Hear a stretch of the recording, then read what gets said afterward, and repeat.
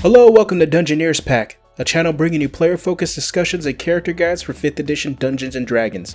My name is Josh, thank you for watching. Icewind Dale, Rime of the Frost Maiden just released, and I have a character to jump you right into the campaign. In this video, I have a multi-class character build using a combination of the Cleric and Wizard classes to put you on the front lines to save Icewind Dale from the Frost Maiden's everlasting night. Before we get started, an easy way to support this channel is to like, share, and subscribe.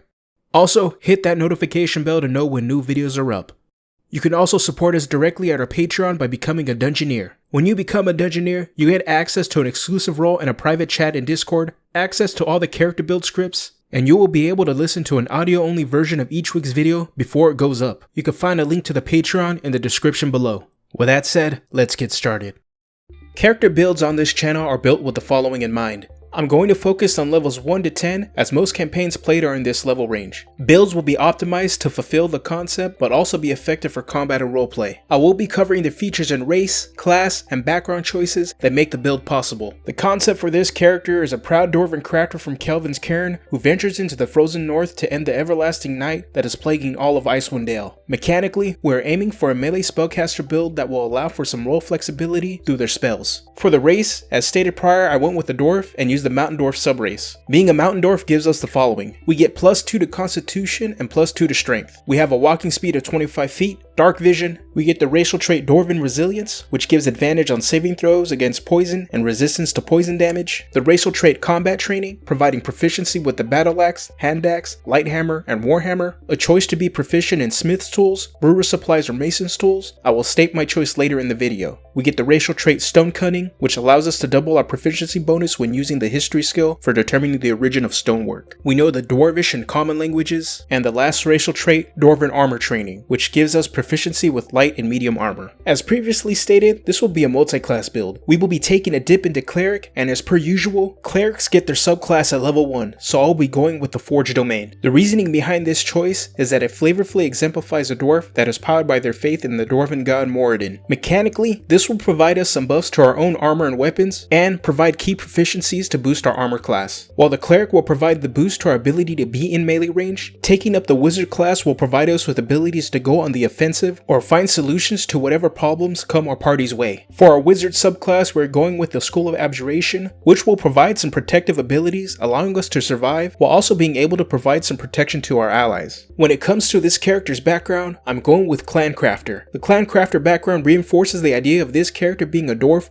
proud of their clan and their work. As a Clan Crafter, we get the following traits. For skills, we are proficient in History and Insight. We are also proficient in an Artisan's tool of our choice, and I will detail my choice later in the video. We can speak Dwarvish, or another language of our choice if we already speak Dwarvish. For equipment, we start off with the Artisan tool we are proficient with, Maker's Mark Chisel, Traveler's Clothes, and a pouch containing 5 gold, and a gem worth 10 gold. And the final trait we get for the background is the Respect of the Stout Folk feature. Like with most background features, Respect of the Stout Folk will give us a free place to stay with any shield or gold dwarf settlement. To ensure we have the ability scores to be able to pull this multi-class build off, proper stat allocation is key. For our primary ability score, go with Intelligence to support our wizard spells and abilities. Our second ability score to prioritize is going to be Strength in order to have a solid chance to hit with melee attacks and be able to wear heavy armor for a great armor class. Our third stat will be Wisdom to allow us to multi-class into Cleric to gain some proficiencies and abilities that make this build possible. For the fourth ability score, go with Constitution to have some decent hit points. And for our last two stats, choose between Charisma and Dexterity to be a dump stat. Placing Dexterity at the 5th spot might give a small boost to initiative, but if you want to be somewhat social, Charisma is an okay choice also. When it comes to our skills, we're only getting 4. From our background, we are getting History and Insight, and from the Cleric class, we're getting Medicine and Religion. History will be useful to recall information on the trade relations between 10 towns and the dwarves of Kelvin's Cairn, and info on craftsmanship related to stonework and smithing. Insight will help understand the intentions of various NPCs as it relates to your role in trading your goods with the people of 10 towns. The Medicine skill reinforces your character being a guardian for your clan or group, and the Religion skill makes you knowledgeable of the customs and faith in the Dwarven god Moradin. Next up is our languages. This one is pretty straightforward. All the languages are geared towards being able to trade with people in Icewind Dale. This character will be able to speak Common, Dwarvish, and Halfling. This build gains a variety of proficiencies from our class, race, and background choices. For our tool proficiencies, from the Forge Domain Cleric, we gain Smith's Tools. For being a dwarf, dwarf, we gain mason's tools, and for our background, I went with cartographer's tools. The smith's and mason's tools really dial into being a dwarf. The cartographer's tools will allow this character to traverse Icewind Dale. When it comes to armor proficiencies, we can use all armors and shields. We pick up the ability to use heavy armor from the Forge Domain Cleric subclass. Now for our weapon proficiencies, we can use all simple weapons, and as stated previously, by being a dwarf, we are also proficient with the battle axe and warhammer. And at last for our saving throws, we are proficient with wisdom and charisma. Now on to our equipment. Go with chainmail to get a solid 16 armor class. We have the option to use a shield, which will bring us up to 18 if needed, and factoring some subclass abilities and spell choices, this build can very well push past an armor class of 20. Our weapon of choice will be a warhammer. This weapon has the versatility trait, which allows us to swing with one hand dealing 1d8 bludgeoning damage, or with two hands dealing 1d10 bludgeoning damage. When it comes to this build, the intention is to allow for flexibility in its party role. In combat, we can play as a frontliner or a support. We will have a higher armor class than average, and the subclass ability from the Wizard School of Abjuration should provide some padding to our hit points. Being a full spellcaster should also provide us access to ranged damage and crowd control spells. This character's out of combat role will be the troubleshooter. Again, being a full caster will provide access to a variety of spells in our toolkit to solve challenges that may come our way. Now let's get into a level by level breakdown. To begin this multi-class build, at first level, we are going to take a 1 level dip into Cleric. As previously stated, we will be taking up the Forge Domain Cleric subclass, which provides us with heavy armor proficiency. We also get access to the domain spells and the ability Blessing of the Forge. For our domain spells, we will only be getting access to the level 1 spells, which are Identify and Searing Smite. Blessing of the Forge will let us add a +1 bonus to a weapon or armor, effectively increasing our chance to hit or making us harder to hit. We can also provide this bonus to an ally, and this ability recharges on a long rest. Now here are my Cleric spell recommendations. For cantrips, I recommend Guidance to help out any party member with an ability check by giving them a d4. Mending to provide a flavorful and magical way for this character to fix items. And Spare the Dying as a cantrip to have on hand when one of our party members are down but are out of spell slots to hit them with a healing spell. For level 1 Cleric spells, I recommend Bless to provide a d4 to many party members to increase their chance to hit or make saving throws. Healing Word as a range option primarily used to prevent a fallen party member from taking a dirt nap. And Shield of Faith to add 2 points to our armor class. And since it's an Abjuration spell, it will work in conjunction with a wizard subclass ability Arcane Ward at later levels. Starting at level 2, all the way to 10, we're going all in on the wizard class. At level 2, starting as a wizard, we get the following things: a spellbook, the arcane recovery ability, and access to wizard cantrips and level 1 spells. The spellbook is an in-game item that represents a list of wizard spells we know. As we adventure and discover other spellbooks or spell scrolls, we can add those spells into our spellbook. The spellbook does not need to actually be a book, reflavor it however you like. Arcane recovery allows us to recover used up spell slots on our short rest once per day. The spell slots recovery can be a combined level that is equal to or less than half our wizard level, rounded down, but they can't be higher than 6th level. Now here are some spell recommendations when starting off as a wizard. For cantrips, I recommend Booming Blade or Green Flame Blade. One of these spells will be our bread and butter attack option for this build. Booming Blade can have an enemy stay in place so they avoid extra damage if they attempt to move, while Green Flame Blade will hit an additional target as long as enemies are grouped together. Mage Hand, as it is a great utility spell allowing us flexibility to avoid traps and grab items from a distance. Minor Illusion or Prestidigitation, which are great utility spells that require some creative thinking to maximize their use. And Shocking Grasp as another melee spell option, preventing a target from making reactions and letting us escape from melee range. Now for level 1 wizard spell recommendations. Absorb Elements as a way to curb some elemental damage coming our way and redirect it back at our enemies. This is also an Abjuration spell, so it will trigger the Arcane Ward ability at later levels. Comprehend Languages, as it is a great spell to help with social challenges. Find Familiar to up our utility in the party, providing a scout and a way to get advantage on our attacks having our familiar using the help action. Magic Missile, as this spell provides reliable range damage that can hit multiple targets. Shield, because it's a great defensive spell making us difficult to hit. Due to our armor choices and other active buffs, when we activate this spell, it will easily put our armor class over 20. This is also an Abjuration spell, and just like Absorb Elements, this will trigger our Arcane Ward ability at later levels. And at last, Tasha's Hideous Laughter, as it is a fun crowd control ability that knocks a target prone. One thing I want to point out is when multiclassing with 2 classes with spellcasting, use the spell slot progression table found in the multiclassing section starting on page 163 in the player's handbook. Additional rules on how spellcasting works between 2 classes can be found there. At level 3 is where the build comes online. We get our wizard subclass, and as stated previously, I went with the School of Abjuration. School of Abjuration provides the Abjuration Savant and Arcane Ward abilities. Abjuration Savant lets us copy Abjuration spells into our spellbook in half the amount of time and gold it would normally take. Arcane Ward is the star ability providing a buffer to our hit points, and when paired with our high armor class, makes us really resilient. Whenever we cast an Abjuration spell of first level or higher, we create a ward with hit points equal to twice our wizard level plus our intelligence modifier. If we were to take damage, the ward takes damage instead. If the damage exceeds the hit points on the ward, we take the remaining damage. While the ward is active and has 0 hit points, we regain hit points to the ward whenever we cast an Abjuration spell. The hit points regained are equal to twice the level of the spell. We can recreate the ward after finishing a long rest. Some things to point out is that as long as we are casting Abjuration spells, this ability will always be active. Also, this ability stacks with temporary hit points. We can pad and quite possibly double our existing hit points if we pair this ability with anything granting temporary hit points. At level 4, we get access to level 2 spells from the wizard spell list. Here are my recommendations. Blur, which is a solid defensive spell that causes enemies that try to hit us have disadvantage on those attacks. Enlarge Reduce, because it's a fun utility spell that can be used for a variety of situations. If you have a locked door in front of you, you can shrink it. You can place it on a strength-based ally to make them go full Ultraman and fight another large-sized creature in a kaiju-style battle. Hold Person, because it's a great crowd control ability, able to shut down enemy spellcasters or other humanoid enemies that may be difficult to deal with. Invisibility, as a utility spell to help out with stealth scenarios. Knock, as a magical way to get past locks of all kinds. Consider picking this up if your party lacks a character with access to Thieves' Tools. Levitate, a utility spell that can be used to get us or an ally into high places, or used as a crowd control ability to suspend an enemy in the air. Shadowblade, as a way to up our damage as each attack deals 2d8 psychic damage. The great thing about this is that we can drop the Shadowblade as a free action, cast a spell with our empty hands, and as a bonus action call it back to us. And at last, Shatter, which is a great area effect spell for early levels until we get access to Fireball. At level 5, we can choose between an ability score increase or a feat, and I went for a feat, choosing Warcaster. Since we're going to be in melee range, Warcaster is going to allow us to have advantage on concentration checks for our spells, able to perform somatic opponents for spells when we have a weapon or a shield in our hands, and allow us to cast a spell in place of taking an attack if an enemy provokes an attack of opportunity. For level 6, we get access to level 3 spells, and here are my recommendations. Counterspell, because we are an Abjuration wizard and we are the Counterspell King. This will activate our Arcane Ward. Dispel Magic, another Abjuration spell which will let us shut down buffs on our enemies or debuffs on our allies. Fireball, the wizard spell staple that we are getting a level later, but it scales really well with higher spell slots. Fly, a great spell to use for utility to solve physical challenges. We probably won't be using this too much in combat, but this is available to us as an option to get to hard to reach enemies as well. Haste, which we can cast on ourselves to get an extra attack or to provide that buff to one of our frontliner allies. And Remove Curse, as a problem solving spell to remove curses from magic items or any curse placed on our teammates. Coming in at level 7, we get the ability Projected Ward, which will allow us to provide some protection to our party members. Whenever a creature we see within 30 feet of us takes damage, we can use our reaction to cause our Arcane Ward to absorb that damage. If the ward were to be reduced to 0 hit points, they take the remaining damage. Starting at level 8, we get access to level 4 spells. Here are my recommendations. Banishment, one of the best crowd control abilities that can take any major threat off the board if it succeeds. Dimension Door, as a way for us to teleport long distances. Greater Invisibility, an upgrade to invisibility without the downside of losing invisibility if we make an attack. Polymorph, a way to change a tough enemy into a fluffy little bunny or the bard into a T-Rex. Stone Shape,